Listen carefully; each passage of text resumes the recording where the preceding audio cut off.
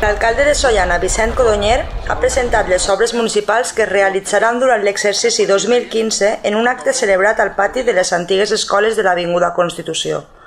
on, acompanyat del regidor d'Urbanisme i la regidora de Cultura, ha explicat els projectes als veïns assistents. La pavimentació de carrers de Sollana i el Romaní, una nova biblioteca on s'allotjarà també l'arxiu municipal o l'adequació del pavelló de les antigues escoles per habilitar un casal jove